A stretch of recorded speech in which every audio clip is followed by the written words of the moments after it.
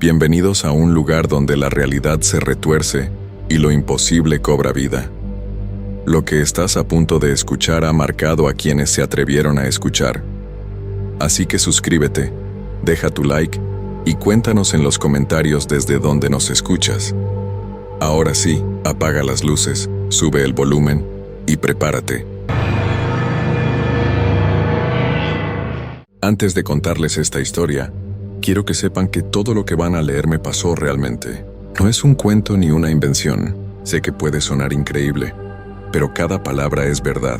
Han pasado 5 años desde entonces y todavía no puedo trabajar turnos de noche sin recordar lo que viví.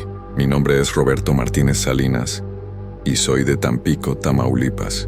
Tengo 28 años ahora, pero cuando me pasó esto apenas había cumplido 23. Todo empezó cuando perdí mi trabajo en la fábrica de refrescos. Mi papá se había enfermado y necesitábamos dinero urgente para sus medicinas. Un primo me habló de una gasolinera que necesitaba gente para el turno de noche. El sueldo era bueno, mejor de lo normal, y eso me dio desconfianza al principio, pero la necesidad era mucha y no podía ponerme exigente. La gasolinera estaba en la carretera que va hacia Reynosa, como a 40 kilómetros del pueblo. Era un lugar solitario, rodeado de monte y con muy poco tráfico después de las 10 de la noche. El dueño era un señor mayor llamado Don Eusebio, un hombre callado que siempre traía lentes oscuros, incluso de noche. Cuando fui a la entrevista, me explicó que el trabajo era sencillo: despachar gasolina, cobrar y mantener todo limpio. Nada del otro mundo. Lo que sí me extrañó fue que insistiera tanto en algunas reglas muy específicas. Me dijo que nunca, bajo ninguna circunstancia, debía salir de la gasolinera entre las 2 y las 5 de la madrugada, que si llegaba alguien a esas horas, los atendiera desde adentro de la caseta y que nunca fuera solo hasta las bombas. También me advirtió que si escuchaba ruidos extraños, no fuera a investigar. Hay cosas en este mundo que es mejor no conocer, muchacho, me dijo con una voz que me puso los pelos de punta. Pensé que eran manías de viejo, así que acepté el trabajo sin hacer preguntas. El primer día llegué a las 11 de la noche para el cambio de turno. El que trabajaba antes que yo era un muchacho como de mi edad llamado Jaime. Se veía muy nervioso y cuando le pregunté cómo estaba el trabajo, solo me dijo: «Haz caso de lo que te dijo don Eusebio. En serio, no es broma». Y se fue corriendo a su carro como si lo persiguiera el diablo. Las primeras horas fueron tranquilas. Llegaron algunos trailers y un par de carros de gente que venía de fiesta. Todo normal. La gasolinera tenía una caseta pequeña con vidrios por todos lados, desde donde se controlaban las bombas. También había una tiendita con refrescos, botanas y cigarros. Afuera había 6 bombas de gasolina y un área para que los camiones grandes pudieran maniobrar. Alrededor de la 1:30 de la madrugada, empecé a sentir algo raro. El ambiente se puso muy pesado, como cuando va a llover pero el cielo estaba despejado. Los grillos que siempre se escuchaban de repente se callaron. Todo se quedó en un silencio que me daba escalofríos. Miré por los vidrios de la caseta y no se veía nada extraño, pero tenía la sensación de que algo me estaba observando desde la oscuridad del monte. Fueron pasando los minutos y cada vez me sentía más inquieto. Encendí la radio para tener algo de ruido, pero solo se escuchaba estática. Intenté sintonizar diferentes estaciones, pero todas sonaban igual, como si algo estuviera interfiriendo la señal. Decidí caminar un poco dentro de la caseta para relajarme, pero cada paso que daba hacía un eco extraño, como si hubiera alguien más caminando al mismo tiempo. Entonces, exactamente a las 2 de la madrugada, empezó lo que nunca voy a poder olvidar. Primero fue un sonido muy suave, como si alguien estuviera arrastrando los pies sobre el asfalto. Pensé que era un cliente, así que me asomé por la ventana. No había nadie. Las luces de la gasolinera iluminaban todo el área y no se veía ni un alma. Pero el sonido siguió, cada vez más fuerte. Era como si alguien caminara en círculos alrededor de la gasolinera, pero siempre manteniéndose en las sombras donde no podía verlo. Mi corazón empezó a latir muy fuerte. Recordé las palabras de don Eusebio y me quedé dentro de la caseta, tratando de convencerme de que era solo mi imaginación. Pero el sonido no paraba. Al contrario, ahora parecía que eran varios pasos, como si un grupo de personas estuviera caminando alrededor de las bombas. Entonces escuché algo que me heló la sangre. Una voz de mujer llamándome por mi nombre. «Roberto, Roberto», decía muy despacio, como cantando. Pero nadie sabía mi nombre ahí. Solo don Eusebio y yo apenas llevaba un día trabajando. La voz venía de afuera, pero no podía ver a nadie. Se escuchaba triste, como si estuviera llorando. Traté de calmarme respirando profundo, pero la voz siguió llamándome. Ahora se oían más voces, hombres y mujeres, todos susurrando mi nombre. Era como un coro de fantasmas pidiendo que saliera. Las voces venían de todas direcciones, como si me hubieran rodeado. De repente las luces de la gasolinera empezaron a parpadear. No todas al mismo tiempo, sino una por una, como si algo estuviera jugando con los interruptores. La luz de la caseta también comenzó a fallar, dejándome a ratos en completa oscuridad. En esos momentos de oscuridad, las voces se hacían más fuertes y más desesperadas. Busqué una linterna debajo del mostrador y la encontré junto con una nota escrita a mano. Con letra temblorosa decía: no salgas. No importa lo que veas o escuches. Quedan 3 horas, aguanta. Estaba firmada por Jaime, el muchacho que trabajaba antes que yo. Las luces siguieron parpadeando y yo me quedé en el rincón, más alejado de las ventanas, alumbrándome con la linterna. Pero lo peor aún no había pasado. A las 2:30 exactamente, vi una sombra moverse entre las bombas de gasolina. No era una sombra normal, era muy alta, como de 3 metros, y se movía de una forma muy extraña, como si flotara un poco sobre el suelo. La sombra se acercó a la ventana de la caseta, y yo pude ver que no tenía una forma definida. Cambiaba constantemente, a veces parecía una persona, otras veces algo más grande y deforme. Se quedó ahí parada como estudiándome. Yo no me atrevía ni a respirar fuerte. Entonces pasó algo que todavía me da pesadillas. La sombra comenzó a golpear el vidrio de la ventana, pero no se escuchaba ningún ruido. Era como ver una película sin sonido. Golpeaba cada vez más fuerte, y yo podía ver cómo el vidrio se movía, pero todo en completo silencio. Era más aterrador que cualquier ruido que hubiera podido hacer. Cerré los ojos y me tapé los oídos, pero aún así podía sentir la presencia allá afuera. El aire dentro de la caseta se puso muy frío, tanto que podía ver mi aliento. La linterna empezó a fallar también. La luz se hacía cada vez más débil. Cuando por fin me atreví a abrir los ojos, la sombra ya no estaba, pero ahora había algo peor. Huellas. Huellas de pies descalzos por todo el suelo de la gasolinera. Pero no eran huellas normales. Eran demasiado grandes y tenían una forma extraña, como si quien las hubiera dejado no fuera completamente humano. Las huellas formaban un círculo perfecto alrededor de la caseta, y en el centro del círculo había algo, escrito en el asfalto con lo que parecía ser tierra o lodo. No pude leer qué decía desde adentro, pero las letras brillaban con una luz muy tenue en la oscuridad. Miré el reloj. Apenas eran las 3 de la madrugada. Todavía me faltaban 2 horas para que llegara el turno de día, 2 horas que se me iban a hacer eternas. Y eso fue solo el primer día. Me quedé en ese rincón de la caseta, temblando de frío y de miedo, hasta que empezó a amanecer. Las huellas extrañas desaparecieron poco a poco, como si el sol las estuviera borrando. Para cuando llegó Jaime a las 6 de la mañana, ya no quedaba rastro de nada. Solo yo sabía lo que había pasado. Jaime se veía muy pálido cuando llegó. Me preguntó cómo había estado la noche y yo le conté todo. Él solo movió la cabeza como si ya supiera lo que me iba a decir. A mí me pasó lo mismo la primera noche, me dijo. Pero eso no es nada comparado con lo que viene después. Si aguantas una semana, las cosas se ponen mucho peor. Le pregunté por qué no había renunciado, por qué seguía trabajando ahí. Me explicó que don Eusebio pagaba muy bien, porque sabía lo que pasaba en ese lugar. Todos los que trabajamos aquí necesitamos el dinero desesperadamente, me dijo. Don Eusebio se aprovecha de eso. Sabe que no podemos irnos. Esa tarde, antes de irme a mi casa, fui a hablar con don Eusebio. Su oficina estaba en la parte de atrás de la gasolinera, en un cuartito lleno de papeles viejos y con un olor muy raro, como a tierra húmeda. Cuando le conté lo que había pasado, él no se sorprendió para nada. Muchacho, me dijo quitándose los lentes oscuros y mostrando unos ojos muy cansados. Esta gasolinera está construida sobre un lugar que no debería haberse tocado nunca. Hace muchos años, antes de que yo la comprara, aquí pasó algo muy malo. La gente del pueblo no quiere ni hablar de eso. Pero yo sé la verdad. Me contó que antes de la gasolinera había un cementerio muy antiguo, de la época de la Revolución. Cuando construyeron la carretera y después la gasolinera, removieron todas las tumbas. pero no hicieron las ceremonias adecuadas para que las almas descansaran en paz. Por eso están aquí todavía, me dijo, buscando a alguien que los ayude a irse. Le pregunté por qué no cerraba la gasolinera si sabía todo eso. Me dijo que había intentado venderla muchas veces, pero nadie la quería comprar. Los pocos que se interesaban se iban corriendo después de pasar una noche ahí, así que decidí seguir con el negocio y pagarles bien a los trabajadores que se atreven a quedarse, me explicó.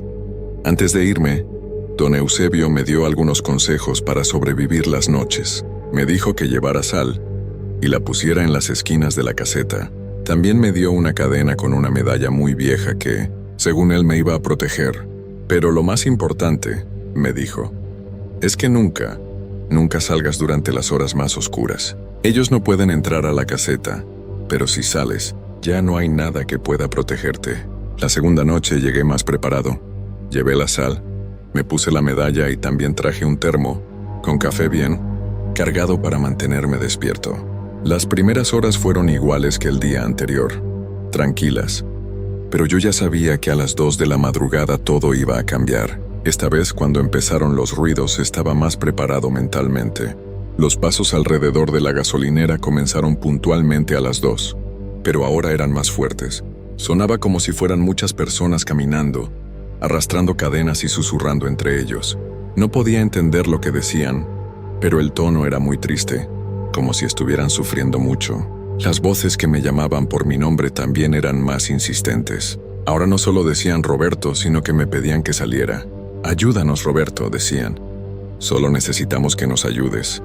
La voz de mujer que había escuchado la noche anterior ahora se escuchaba más cerca, como si estuviera pegada al vidrio de la ventana. Pero lo que más me impresionó esa segunda noche fue que empecé a ver formas más claras. Ya no eran solo sombras indefinidas. Ahora podía distinguir siluetas de personas, pero algo estaba mal con ellas. Algunas no tenían cabeza, otras les faltaban brazos o piernas. Una de ellas, la que parecía ser una mujer joven, tenía un hoyo muy grande en el pecho, como si le hubieran arrancado el corazón. Todas estas figuras se movían muy lento alrededor de las bombas de gasolina, como en una procesión muy triste. De vez en cuando se detenían y me miraban directamente, aunque no pudiera ver sus ojos. Era una sensación horrible, como si me estuvieran estudiando, decidiendo si yo podía servirles para algo. Alrededor de las 3:30 de la madrugada, pasó algo que me hizo dudar si de verdad estaba despierto o si era una pesadilla. Una de las figuras, un hombre muy alto que parecía estar vestido de soldado, se acercó a la puerta de la caseta y comenzó a tocar, pero no tocaba con las manos, tocaba con algo metálico, como si fuera una espada o un machete. El sonido era muy fuerte y muy real. Cada golpe hacía vibrar toda la caseta. Yo me alejé de la puerta lo más que pude, pero el hombre siguió tocando cada vez más fuerte. Entonces empezó a hablar, y su voz se escuchaba como si viniera de muy lejos, como desde el fondo de un pozo. «Joven», me dijo, «necesito que me haga un favor. Necesito que lleve un mensaje a mi familia. Hace muchos años que no sé de ellos». Su voz era muy triste, pero también me daba mucho miedo. Le respondí desde adentro que no podía salir, que don Eusebio me había dicho que no lo hiciera. El soldado se quedó callado un momento y después empezó a reírse, pero era una risa muy extraña, como si estuviera llorando al mismo tiempo. «Don Eusebio», dijo, «ese hombre sabe muchas cosas, pero no sabe la más importante. No sabe que nosotros cada día nos hacemos más fuertes. Pronto vamos a poder entrar a donde queramos».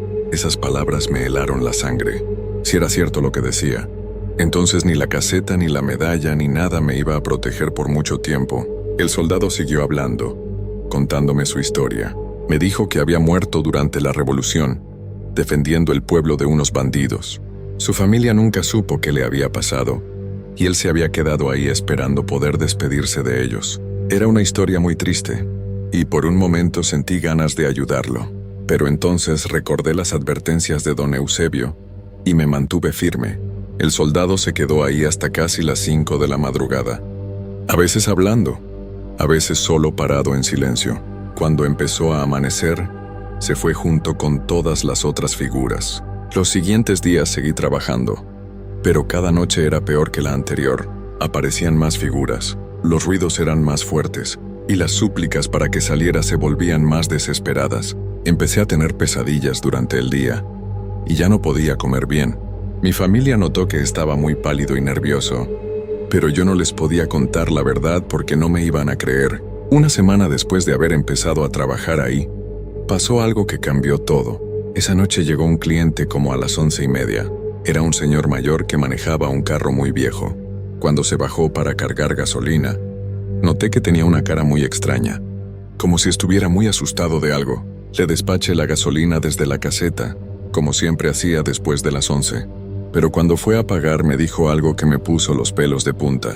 «Joven, usted no debería estar trabajando aquí. Este lugar está maldito. Yo vengo de un pueblo cerca de aquí, y todos sabemos lo que pasa en esta gasolinera por las noches». Le pregunté qué sabía exactamente, y me contó una historia que me dejó sin palabras. Resulta que hace como 50 años, cuando removieron el cementerio para construir la carretera, encontraron algo muy extraño. En una de las tumbas más viejas había un cofre de metal con unos papeles adentro. Los papeles estaban escritos en un idioma que nadie pudo entender. Un cura del pueblo intentó traducir los papeles, me dijo el señor. Pero después de leerlos se volvió loco. Decía que los muertos del cementerio estaban atrapados ahí por una maldición muy antigua, y que si no se hacía un ritual especial, nunca iban a poder descansar en paz. El cura había intentado hacer el ritual, pero algo salió mal. En lugar de liberar a los muertos, los había hecho más fuertes. Desde entonces, cualquier persona que pasara mucho tiempo en ese lugar después de medianoche, corría el riesgo de quedarse atrapada con ellos para siempre. Por eso don Eusebio paga tan bien, me dijo el señor antes de irse, porque sabe que tarde o temprano, todos los que trabajan aquí terminan desapareciendo. Algunos renuncian y se van del pueblo, pero otros nunca vuelven a casa. Esa noche, armado con esta nueva información, decidí que tenía que hacer algo. No podía seguir así, pero tampoco podía simplemente renunciar sin más. Mi papá seguía enfermo y necesitaba el dinero. Tenía que encontrar una manera de resolver el problema de una vez por todas. A las 2 de la madrugada, cuando empezaron a aparecer las figuras como siempre, tomé una decisión que iba a cambiar mi vida para siempre. Esa noche decidí que no podía seguir escondiéndome. Si de verdad estos espíritus solo querían ayuda para descansar en paz, tal vez yo podía hacer algo. Cuando el soldado se acercó a la puerta, como las noches anteriores, esta vez le hablé primero. «¿Cómo se llamaba usted?», le pregunté desde adentro de la caseta. Se quedó callado un momento, como si no esperara que le hiciera una pregunta. «Capitán Aurelio Mendoza», me respondió con esa voz que sonaba como si viniera de muy lejos. «Morí defendiendo a mi familia de unos bandidos en 1918. Le pregunté qué necesitaba exactamente de mí. Me contó que su esposa y sus 3 hijos habían huido del pueblo después de su muerte, pero él nunca supo a dónde habían ido. Lo único que quería era saber si habían estado bien, si habían logrado hacer una vida nueva en otro lugar. «Si usted me ayuda», me dijo, «yo puedo convencer a los otros para que lo dejen trabajar en paz. Llevamos muchos años asustando a la gente, porque es la única forma que tenemos de llamar la atención, pero no queremos hacer daño a nadie». Era una situación muy difícil. Por un lado tenía miedo de salir de la caseta, pero por otro lado sentía lástima por estos espíritus que llevaban décadas sin poder descansar. Decidí hacer un trato con él. Le dije que al día siguiente iba a ir al pueblo a preguntar por su familia, pero que a cambio él tenía que prometerme que esa noche me iban a dejar trabajar tranquilo.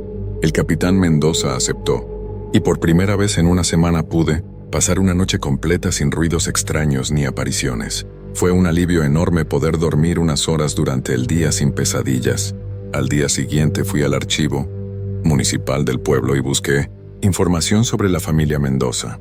No fue fácil porque los registros de esa época estaban muy desorganizados, pero después de varias horas encontré lo que buscaba. La esposa del capitán, doña Carmen Mendoza, se había ido con sus hijos a Monterrey después de la muerte de su esposo. Ahí había conseguido trabajo como costurera y había logrado sacar adelante a su familia. Lo más importante que descubrí fue que uno de los hijos del capitán, que se llamaba José Aurelio, había llegado a ser doctor y había fundado una clínica gratuita para gente pobre. Había tenido una vida muy buena y había ayudado a muchas personas. Los otros 2 hijos también habían tenido familias propias y habían vivido muchos años. Esa noche, cuando apareció el capitán Mendoza, Le conté todo lo que había averiguado. Cuando le dije que su familia había estado bien y que sus hijos habían tenido vidas felices, vi cómo su figura se iluminó un poco. Era como si un peso enorme se le hubiera quitado de encima. «Gracias, joven», me dijo con una voz que ahora sonaba más tranquila. No sabe cuánto tiempo llevaba preocupándome por ellos. Ahora ya puedo descansar. Me preguntó si podía hacer lo mismo por algunos de los otros espíritus y yo acepté. Durante las siguientes 2 semanas, cada noche hablaba con 1 o 2 de los espíritus que aparecían en la gasolinera. Cada uno tenía una historia diferente. Había soldados como el capitán Mendoza, pero también había campesinos, comerciantes y hasta algunos niños que habían muerto durante una epidemia de gripe. En 1920, todos querían lo mismo: saber qué había pasado con sus familias después de su muerte. Algunos también querían que llevara mensajes a sus descendientes que todavía vivían en la región.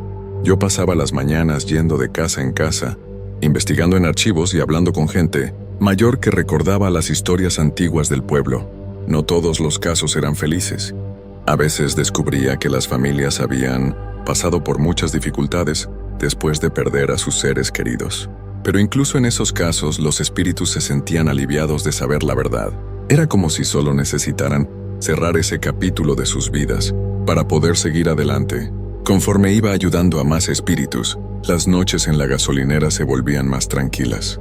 Los que ya habían recibido noticias de sus familias desaparecían para siempre, y los que quedaban ya no me asustaban tanto. Habían entendido que yo estaba ahí para ayudarlos, no para huir de ellos.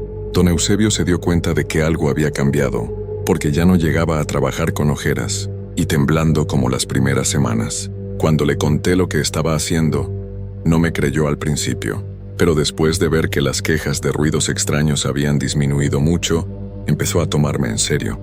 «Muchacho», me dijo un día, «usted ha hecho algo que yo nunca pude hacer en 30 años de tener esta gasolinera.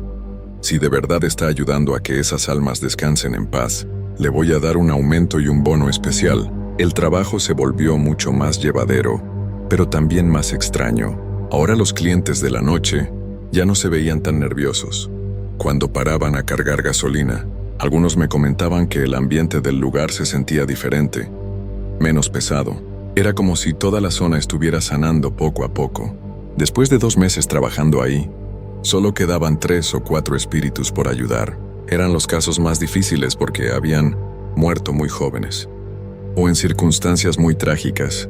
Una de ellas era una niña de unos 8 años que había muerto durante la epidemia de gripe. No hablaba mucho, solo se aparecía y me miraba con unos ojos muy tristes. Un día descubrí que la niña se llamaba Esperanza y que era hija de un herrero del pueblo. Cuando murió, sus padres estaban tan devastados que se fueron inmediatamente a otro estado. Nunca tuvieron más hijos porque el dolor era demasiado grande. Vivieron el resto de sus vidas llorando por su pequeña Esperanza. Cuando le conté esto a la niña, ella solo asintió con la cabeza y sonrió por primera vez. «Ya sabía que mis papás me querían mucho», me dijo con una vocecita muy suave. «Solo quería estar segura». Esa noche desapareció como todos los otros, pero antes me dio las gracias con un abrazo que no pude sentir físicamente, pero que me llegó al corazón. Después de 3 meses trabajando en la gasolinera, ya había ayudado a todos los espíritus que aparecían regularmente. Las noches se volvieron completamente normales. Ya no había ruidos extraños, ni voces, ni sombras, solo el silencio natural de la carretera en la madrugada. Don Eusebio estaba tan contento que me ofreció quedarme permanentemente con un sueldo aún mejor. Pero yo ya había juntado suficiente dinero para las medicinas de mi papá y para que mi familia estuviera bien por un tiempo. Decidí renunciar y buscar un trabajo de día para poder hacer una vida más normal. Antes de irme, don Eusebio me contó algo que nunca me había dicho. Resulta que él también podía ver a los espíritus, pero nunca se había atrevido a hablar con ellos. Tenía demasiado miedo, me confesó. Por eso siempre usaba lentes oscuros para no verlos directamente a los ojos. Me dijo que durante todos esos años había vivido con mucha culpa por no ayudarlos, pero que no sabía cómo hacerlo. Mi último día de trabajo fue muy tranquilo. No pasó nada extraño, solo algunos clientes normales y el ruido del viento entre los árboles. Cuando llegó Jaime para el cambio de turno, le conté todo lo que había pasado. Al principio no me creyó. Pero cuando le expliqué por qué ya no había apariciones, se puso muy contento. ¿Entonces ya puedo trabajar tranquilo?, me preguntó. Le dije que sí, que todos los espíritus ya habían encontrado la paz que buscaban. Jaime lloró de alivio porque llevaba meses viviendo con miedo constante. Han pasado 5 años desde entonces. La gasolinera sigue funcionando normalmente y don Eusebio ha contratado a varios empleados nuevos que trabajan sin problemas. El lugar se volvió famoso en la región por tener el mejor servicio nocturno, porque ya no hay nada que espante a los clientes. Yo conseguí trabajo en una oficina del gobierno municipal y me casé con una muchacha muy buena del pueblo. Tenemos una niña pequeña que se llama Carmen, como la esposa del capitán Mendoza. A veces, cuando paso por la carretera donde está la gasolinera, siento una sensación de paz muy grande. Es como si el lugar me dijera gracias en silencio. Todavía hay gente que no me cree cuando cuento esta historia. Dicen que todo fue producto de mi imaginación, que estaba muy estresado por la situación económica de mi familia y que, por eso veía cosas que no existían.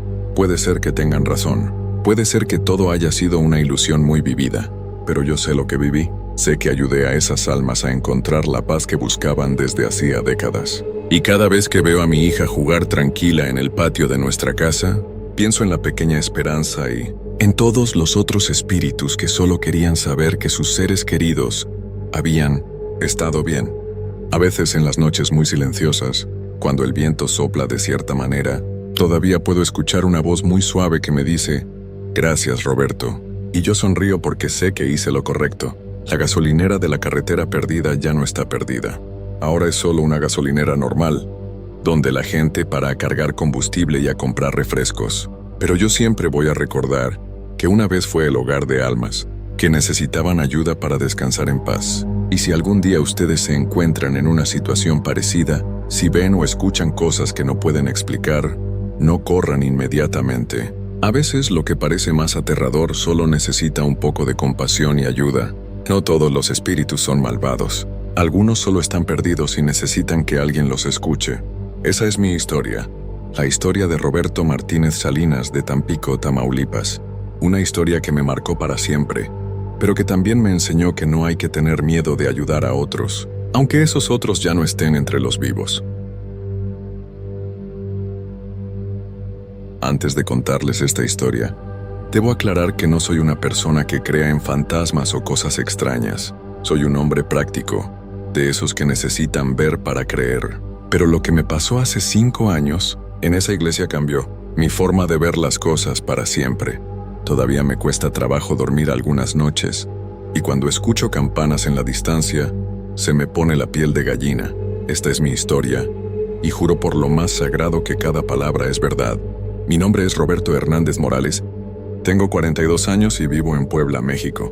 Trabajo como velador desde hace más de 15 años y he cuidado de todo tipo de lugares, fábricas, oficinas, casas grandes, centros comerciales. Nunca había tenido problemas con mi trabajo. Siempre he sido muy responsable y nunca me ha dado miedo la oscuridad. De hecho, me gusta la tranquilidad de la noche. Es cuando mejor pienso y me siento en paz. Todo empezó en octubre del 2019, cuando me quedé sin trabajo porque cerraron la fábrica donde cuidaba. Los dueños se fueron a otro estado y me dejaron sin nada de un día para otro. Tenía que pagar la renta, los gastos de mis hijos y ayudar a mi esposa con los gastos de la casa. Estaba desesperado, buscando trabajo en todos lados, pero no encontraba nada que pagara bien. Fue entonces cuando mi compadre Luis me habló de un trabajo que había visto en el periódico. Era para cuidar una iglesia muy antigua en el centro de la ciudad, la iglesia de San Sebastián.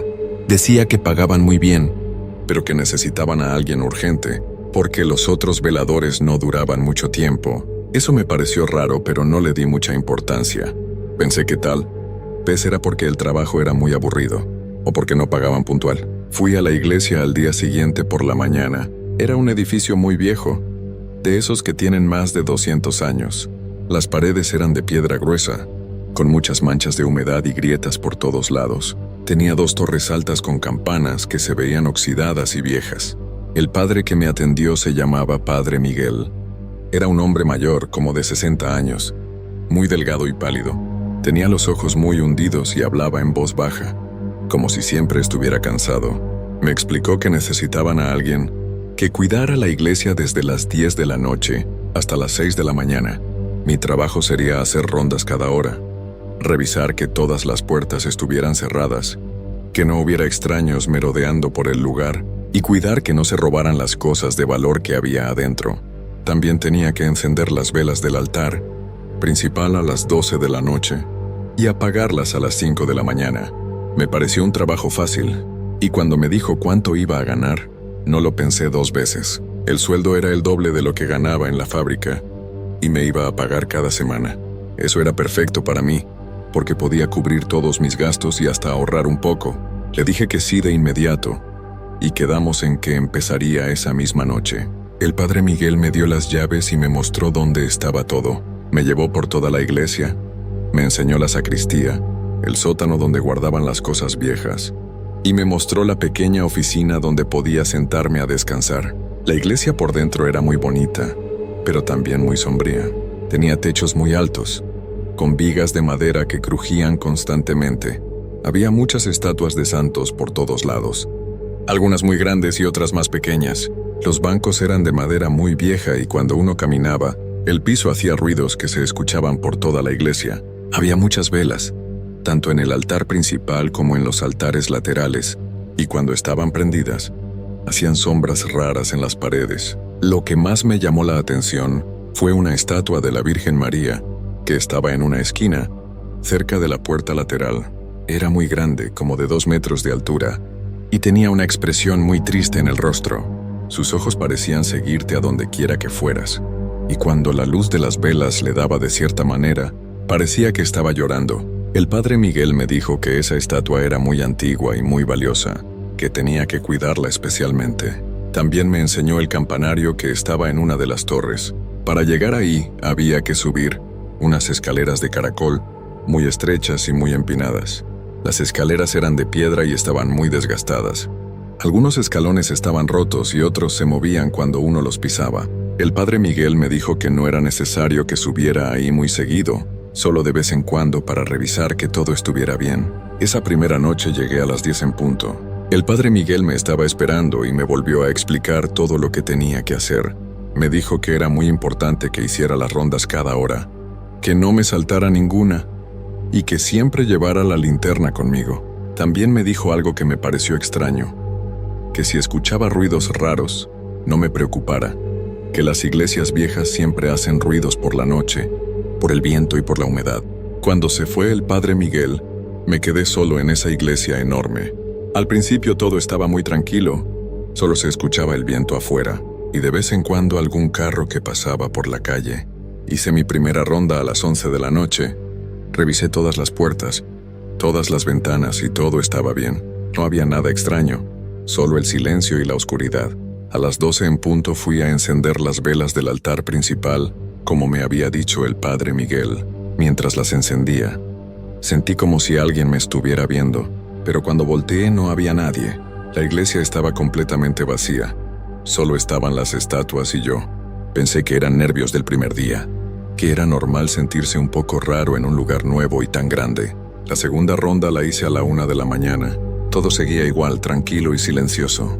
Me senté en la pequeña oficina a descansar un rato y a tomarme un café que había traído en mi termo. Desde ahí podía ver gran parte de la iglesia, el altar principal y la mayoría de los bancos. Las velas del altar daban una luz muy suave que no llegaba a todas las esquinas y había muchas sombras por todos lados. Fue durante la tercera ronda, a las 2 de la mañana, cuando empecé a sentir que algo no estaba bien. Mientras caminaba por el pasillo central, escuché un ruido muy extraño que venía del altar. Era como si alguien estuviera moviendo algo muy pesado, arrastrándolo por el piso. Me quedé quieto y puse mucha atención, pero el ruido se detuvo. Pensé que tal vez había sido mi imaginación, o que era algún animal que se había metido a la iglesia. Seguí caminando hacia el altar para revisar, y cuando llegué ahí todo estaba normal. Las velas seguían encendidas, no había nada fuera de lugar. Pero había algo raro en el ambiente, como si el aire fuera más pesado, más difícil de respirar. También noté que hacía más frío de lo normal, a pesar de que afuera no hacía tanto frío. Cuando regresé a la oficina, me di cuenta de que la estatua de la Virgen María se veía diferente. No podía explicar exactamente qué era lo diferente, pero algo había cambiado en su expresión. Parecía más triste, más dolida. Me acerqué a verla mejor y fue cuando noté que tenía una lágrima en la mejilla, una lágrima real de agua que le bajaba por el rostro.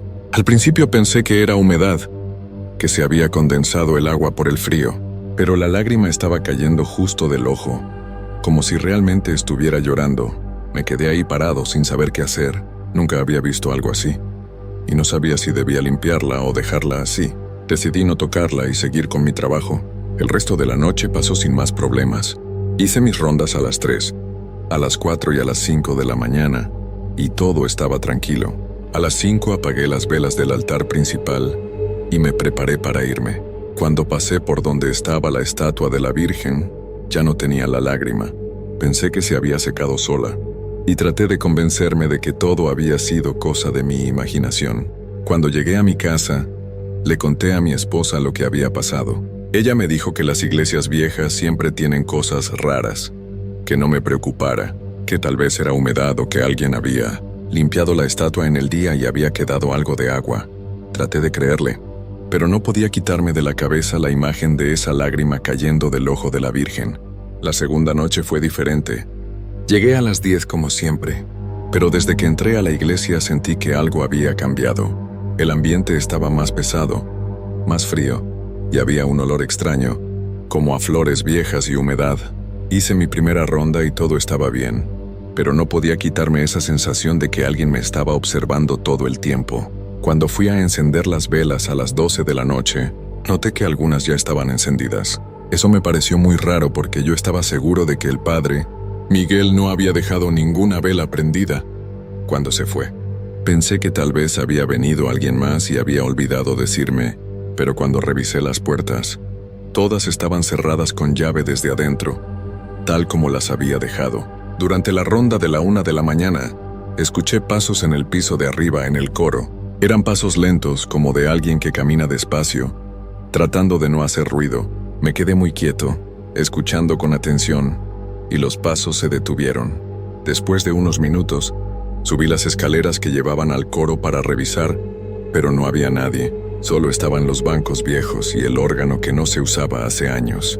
Lo que me puso más nervioso fue que cuando bajé del coro, todas las velas del altar principal estaban apagadas. Yo las había encendido hacía apenas una hora, y no había nada de viento que las pudiera haber apagado. Tuve que encenderlas otra vez y mientras lo hacía, sentí como si alguien estuviera parado justo detrás de mí, pero cuando me di la vuelta no había nadie. La tercera noche fue cuando las cosas se pusieron realmente extrañas.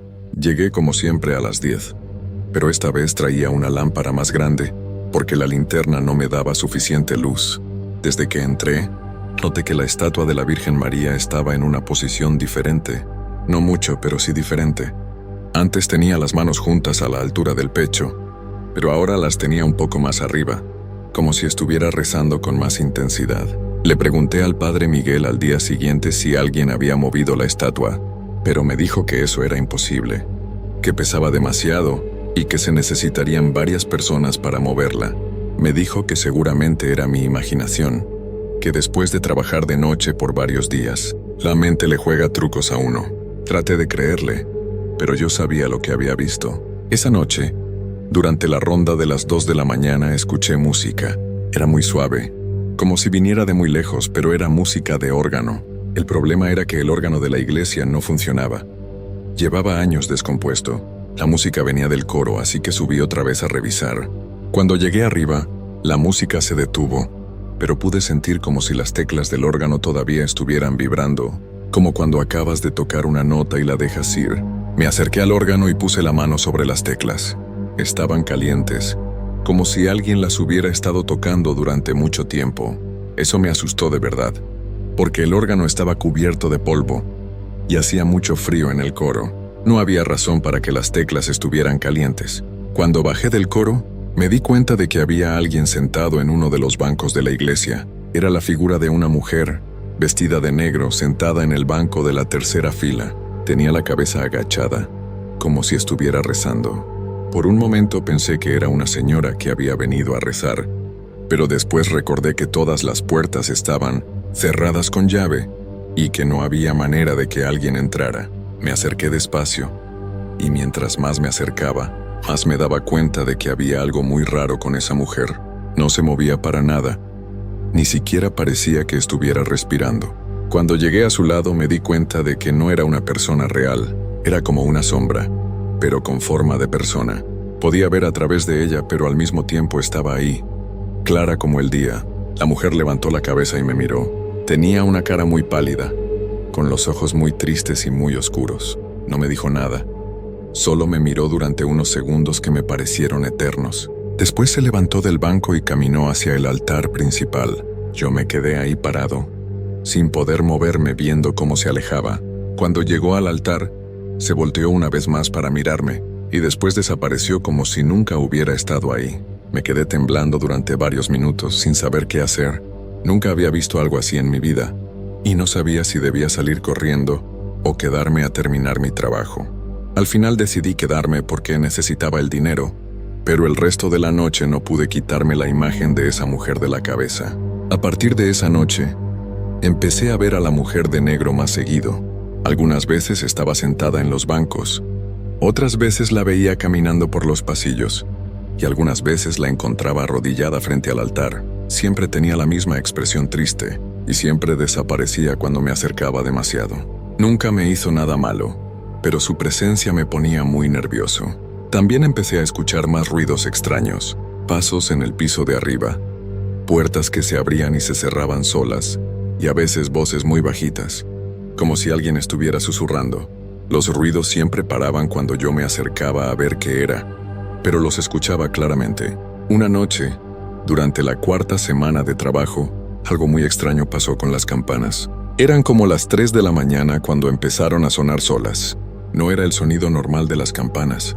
Era como si alguien las estuviera tocando muy despacio, una por una. El sonido era muy triste, como cuando tocan las campanas en los funerales. Subí al campanario para ver qué estaba pasando. Las escaleras estaban más resbaladizas que nunca, y algunos escalones se movían tanto que pensé que me iba a caer. Cuando llegué arriba, las campanas ya no estaban sonando, pero las cuerdas todavía se movían como si alguien las hubiera estado jalando hace unos segundos. Fue ahí cuando vi algo que me heló la sangre. En una esquina del campanario había una figura de hombre, muy alto y muy delgado, vestido con una túnica negra como la que usan los sacerdotes. Tenía la cara cubierta con una capucha, pero podía ver que donde debería estar su rostro, solo había oscuridad. No tenía cara, solo un vacío negro y profundo. El hombre me miró, o al menos eso me pareció porque no podía ver sus ojos. Se quedó ahí parado durante unos segundos, y después empezó a caminar hacia mí. Yo me quedé paralizado. No podía moverme ni gritar. Cuando el hombre estuvo a unos metros de mí, extendió la mano como si me quisiera tocar, pero en ese momento logré reaccionar y corrí hacia las escaleras. Bajé las escaleras tan rápido como pude, sin importarme si me caía. Cuando llegué abajo, cerré la puerta del campanario y me quedé ahí parado, respirando muy fuerte y temblando. No volví a subir al campanario esa noche, y tampoco las siguientes noches. Le dije al padre Miguel que las escaleras estaban muy peligrosas y que no podía subir, y él me dijo que no era necesario que subiera tan seguido. Pero los ruidos en el campanario siguieron. Casi todas las noches escuchaba las campanas sonar solas, y a veces escuchaba pasos arriba, como si alguien estuviera caminando en círculos. También empecé a ver sombras en las ventanas del campanario, como si alguien estuviera asomándose para ver hacia abajo. Una noche la mujer de negro hizo algo diferente. En lugar de desaparecer cuando me acerqué, se quedó ahí parada y me habló. Su voz era muy suave, como un susurro, pero pude entender lo que me dijo. Me dijo que tenía que ayudarla, que no podía descansar hasta que alguien supiera la verdad. Me dijo que ella había vivido ahí hace muchos años, y que algo terrible había pasado en esa iglesia. No me dijo exactamente qué había pasado, pero me dijo que había más personas como ella en esa iglesia, personas que no podían descansar en paz. Me dijo que todas las noches trataban de comunicarse con alguien que pudiera ayudarlas, pero que los otros veladores siempre se iban antes de que pudieran hablar con ellos. Después de esa conversación, empecé a ver más figuras en la iglesia, no solo la mujer de negro y el hombre sin cara del campanario, sino también otros. Había un niño pequeño que jugaba entre los bancos. una señora mayor que siempre estaba limpiando el altar y un hombre joven que se quedaba parado junto a la puerta principal, como si estuviera esperando a alguien. Todos eran como sombras, pero al mismo tiempo eran reales. Podía verlos claramente y algunas veces podía escuchar lo que decían, aunque siempre hablaban muy bajito. Nunca me hicieron daño, pero su presencia me tenía muy nervioso. Sabía que no eran personas normales y no sabía qué querían de mí. La situación se puso más difícil cuando empezaron a pasar cosas durante el día también. Mi esposa me decía que hablaba dormido, que decía nombres de personas que no conocía. Mis hijos me decían que me veía muy cansado y muy pálido, y que a veces me quedaba viendo la nada como si viera algo que ellos no podían ver. Yo sabía que el trabajo me estaba afectando, pero no podía dejarlo. Pagaba muy bien, y con la situación económica que teníamos, no podía darme el lujo de buscar otro trabajo. Además, había empezado a sentir que tenía una responsabilidad con esas personas de la iglesia. Si realmente necesitaban ayuda, tal vez yo podía hacer algo por ellas. Fue durante la 6ª semana cuando finalmente entendí lo que estaba pasando. La mujer de negro me habló otra vez, pero esta vez me contó toda la historia. Me dijo que se llamaba María Elena y que había vivido en el convento que estaba junto a la iglesia hace más de 100 años. Me contó que había habido un incendio terrible una noche de diciembre y que muchas personas habían quedado atrapadas adentro. El incendio había empezado en la cocina del convento, pero se había extendido muy rápido a toda la estructura. Como el convento estaba conectado con la iglesia por un pasillo subterráneo, el fuego también había llegado hasta ahí. Muchas monjas, sacerdotes y personas que estaban rezando esa noche no pudieron salir a tiempo. María Elena me dijo que ella había sido una de las monjas más jóvenes y que había tratado de ayudar a evacuar a los niños que estaban en el orfanato del convento, pero el humo era muy espeso y no podía ver por dónde ir. Se había perdido en los pasillos y había terminado en la iglesia, donde había muerto junto con muchas otras personas. Me explicó que el hombre sin cara del campanario había sido el padre Antonio, el sacerdote más antiguo de la iglesia. Él había subido al campanario para tocar las campanas y pedir ayuda, pero el fuego había llegado hasta ahí antes de que pudiera bajar. El niño que jugaba entre los bancos era Pedrito, un huérfano de apenas 7 años que había quedado atrapado cuando trataba de esconderse debajo de los bancos. Todos ellos, me dijo María Elena, estaban atrapados en la iglesia desde esa noche. No podían descansar en paz porque nadie sabía realmente lo que había pasado. Los registros oficiales decían que el incendio había sido un accidente, pero María Elena me aseguró que había sido provocado. Alguien había prendido fuego al convento a propósito, pero nunca se había descubierto quién. Me pidió que la ayudara a encontrar la verdad, que investigara en los archivos viejos de la ciudad, que hablara con las familias de las víctimas. Me dijo que si lograba demostrar que el incendio había sido provocado, tal vez ellos podrían descansar en paz y dejar de estar atrapados en esa iglesia. Al principio no sabía si creerle. Todo sonaba muy extraño y no estaba seguro de que fuera real. Pero decidí investigar un poco, solo por curiosidad. Fui a la biblioteca municipal y busqué periódicos viejos de esa época.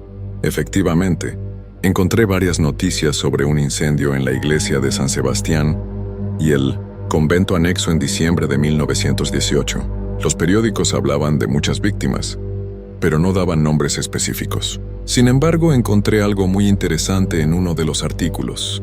Decía que la investigación había sido cerrada muy rápidamente, sin explicaciones claras, y que habían prohibido a los periodistas hablar más del tema. También encontré que en esa época había habido muchos problemas entre la iglesia y algunos grupos políticos de la ciudad. Había personas que querían quitarle las propiedades a la iglesia y que habían amenazado varias veces a los sacerdotes. Eso me hizo pensar que tal vez María Elena tenía razón, que el incendio no había sido un accidente. Decidí buscar más información y fui a hablar con algunas personas mayores del barrio.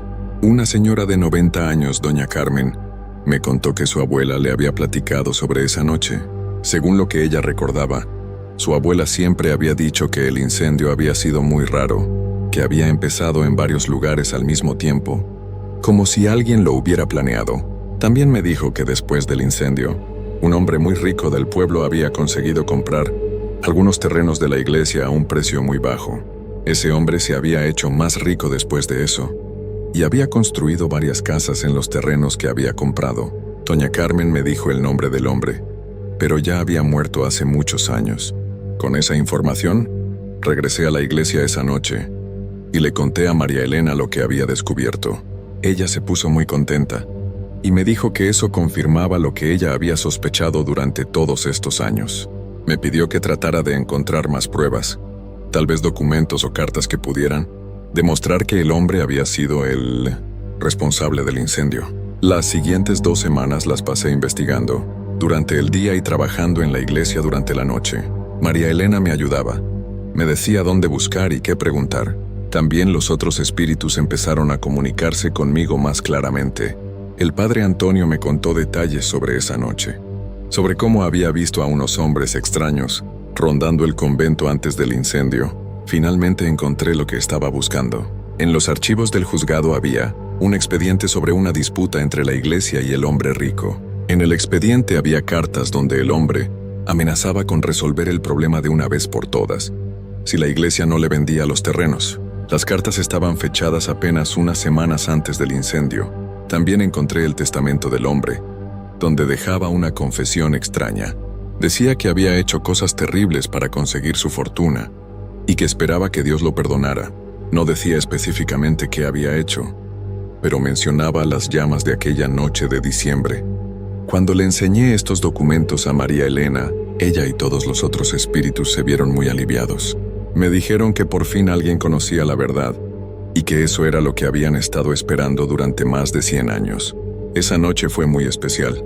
Todos los espíritus se reunieron en el altar principal y por primera vez los vi claramente, como si fueran personas reales. María Elena, el padre Antonio, el pequeño Pedrito y muchos otros que no había visto antes.